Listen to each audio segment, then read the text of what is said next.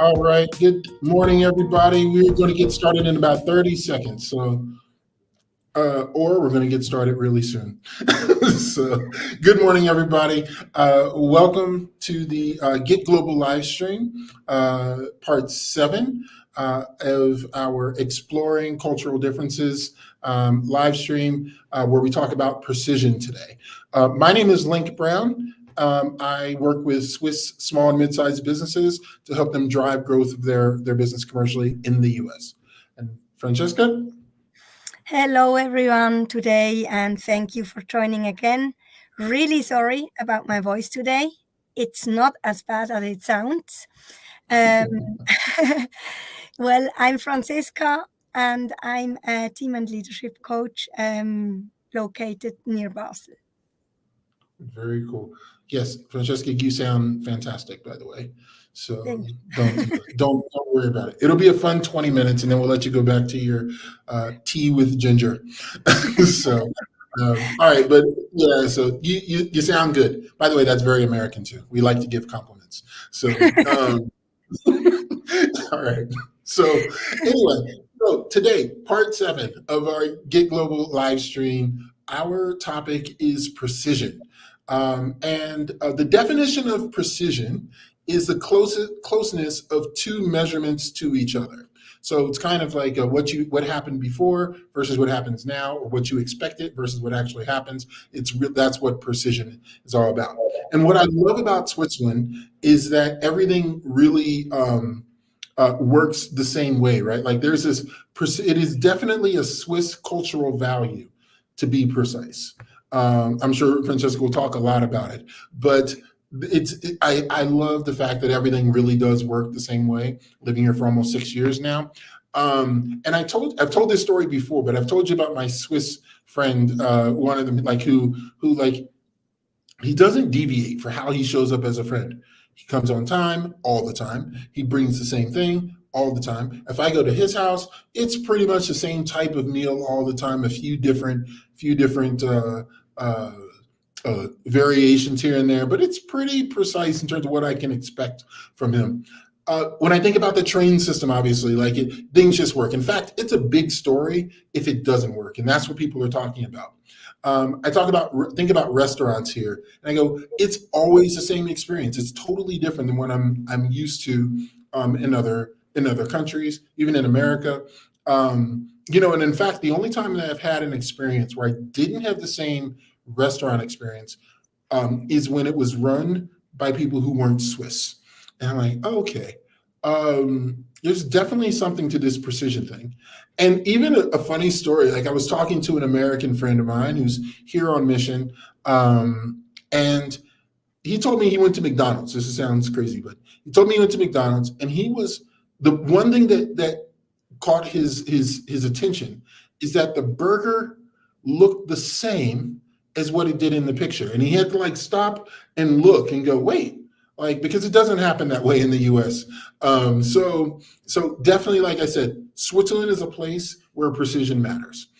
Francesca, what do you think? Is it really a real Swiss cultural value? Yes, thanks. Absolutely, Link. Precision is something that we are really proud of, in particular, of course, because something really famous from Switzerland, which is not the chocolate, but the watch.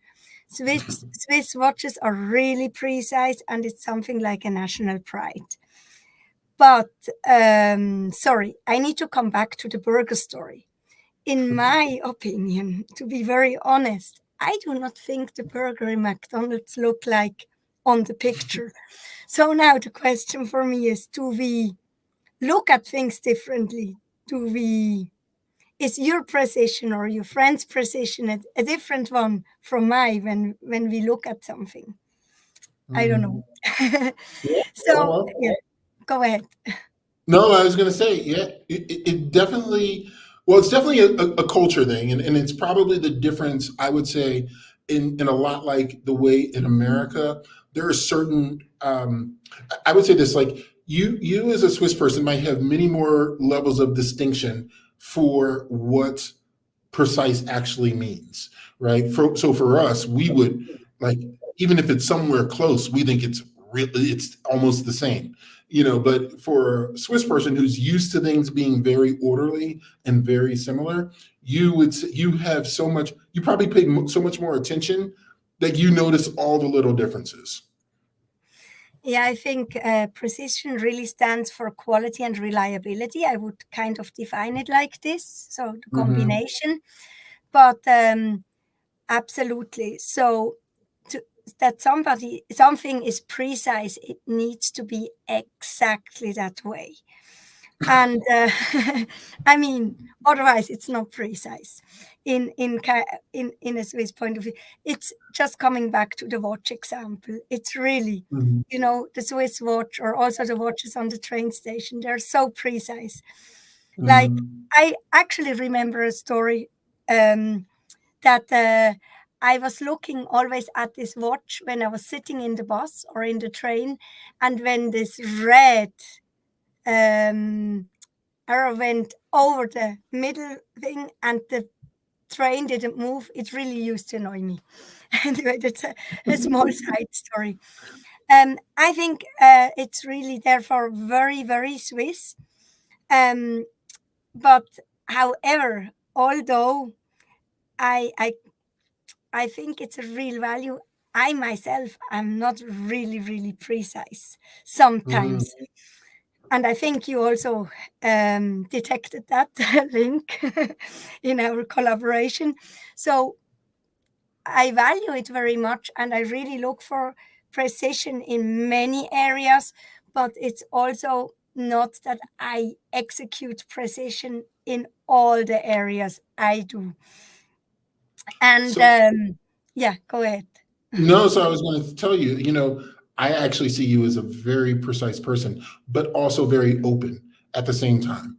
Um, you know, so I think I think it's really again, I think it's sometimes when you're from a culture who has a certain cultural value, kind of like in America, like being an entrepreneur or being creative or being well spoken or having high energy is stereotypically American or something that we would see as should be of high value.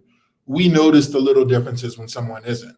And I think, you know, you might see it slightly differently. And I was going to ask you, like, is there like a level of shame that takes place when you aren't as precise as other people, or like that you might see yourself as lower value, or that like you almost feel like almost embarrassment or shame because of it, you know, when you're not fitting that mold. Yeah, I think that's a really good question because it leads me really back to like to previous times, uh, talking about precision and making, for example, a job application. Before we had, of course, computers when we still use typewriters and things like that. Um, it was like really, really a bad thing when you would find a typo. So here we have Mm, this precision thing very strongly coming up. And mm, people were really scared that they would overlook such a typo. And a person mhm, like me that sometimes misses the dot on the I or the line on the T, um, yeah, you would need to have somebody review it. Did I really not miss any comma or whatever? Because that's really crucial for your first view. And in some area, you would just be not considered anymore. So, yes, I agree with you. That probably makes something with you, that you value it differently because it's such an enormous pressure on it. And mm, it's almost kind of, yeah, it's almost unspoken. It's not, yeah, it's just here because it's cultural. right. I would not say that I'm ashamed if I find myself like doing a quick mistake for not being precise, but I would say I do not like it. It annoys me. Mm. Um, yeah, I would answer it well like this: not shame, but annoyment. But in some circumstances, it even could make you feel ashamed. Yes. Mm. Yeah. And I think that works the same in the American context as well. Like I said, you know, I think in America, you're supposed to be outgoing, you're supposed to be happy, you're supposed to be positive and optimistic, and sometimes you're not. And I think I think people put this level of like unnecessary burden on themselves, you know, when because they're trying to fit into a mold that isn't, first of all, isn't accurate in general, for all Americans, but it's also just something, but it's also not true to them. So, and I would say that a lot of Americans do feel shame if they're not, if they haven't made enough money or if they haven't achieved a certain level of success. Like there's a lot of pressure, societally, you know, or even if they look that way, which can cause other problems. Like if they don't look like they've done well for themselves or they're at a certain level. So I don't know. Interesting. So in even so, from a business perspective, is there, how would that play itself out? This whole Yeah. precision in Switzerland. I mean, we have actually very many businesses where precision is really important. So let's just come back again. Sorry for the watch, because it's just the most famous one. But then we have also the medical device industry, where there's a lot of precision work done, or in the pharmaceutical industry, when you think about lab or when you think about executing clinical trials and things like that. Precision is really important in the processes there. So in the business perspective, I believe it's very high valued and it's very important that people are precise. And it leads back also to being reliable, to showing the next steps and what we have discussed in previous live streams, and precisely also do it and execute. However, personally, I don't know. And maybe I'm saying that because sometimes I'm struggling a little bit with being really precise. While on other areas, I'm also a bit picky, to admit. To be precise is very good, but sometimes I think it could also be hindering if you want to be too precise, and it could be negative because it even could stop a progress, and you miss kind of the point or the momentum to really roll out something or to do something. And then if you lose momentum, then you can be as precise as possible. If nobody wants whatever it is anymore, it's just too late. So I guess it's important to find some kind of balance also, because it can be really annoying in business and else. So true. So true. So it's funny because when I talk about the American perspective on precision, and I'm going to say something slightly controversial, at least I think it could be, but I go, Americans are actually more accurate than they are precise. And you know what, so accuracy is how close you are to what's true or known, like value, like what the true north. And then precision is about how close things are to each other. Which explains the burger story. Exactly. Exactly. Yeah. So to the point of the burger story, right? Like in America, the McDonald's or a burger, the point is that it tastes good, right? And so, like, okay, Americans focus on the end goal, and the end goal is for the burger is that it tastes good. Well, who cares what it really looks like? Does it taste good? And I think this is actually good in a business perspective to realize, like, and I'm with you, like, to realize, like, you can always innovate and change as long as you focus on the end goal. But I think there's a problem with it at the same time, because in America, sometimes, and this is why I think it's controversial, because you might be thinking I'm saying, oh, Americans know what's true and what's right and what's accurate because, you know, we're seen as arrogant sometimes, which, by the way, everyone is, but but for sure, um, but for sure, like people could get that misconception.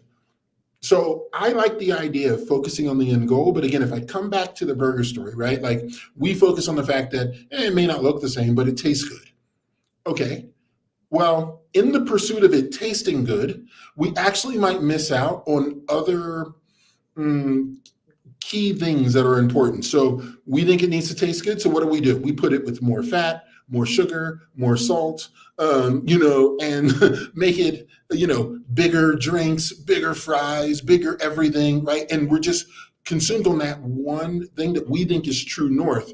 But in all actuality, I think we might sometimes miss the point of what true north is because obviously the more calories, the more fat, the more sugars, the more McDonald's there are everywhere, or every burger chain. It's like you miss the point that like it might be good to have family dinners. It might be good to have healthy meals. It might be good to slow down sometimes and it not actually be a fast meal, but a time for people to actually connect. So I think sometimes like again, we focus on the big picture, but I think it's important for Americans, and I'm learning this for myself too, is like to have a broader perspective of what the true north actually is.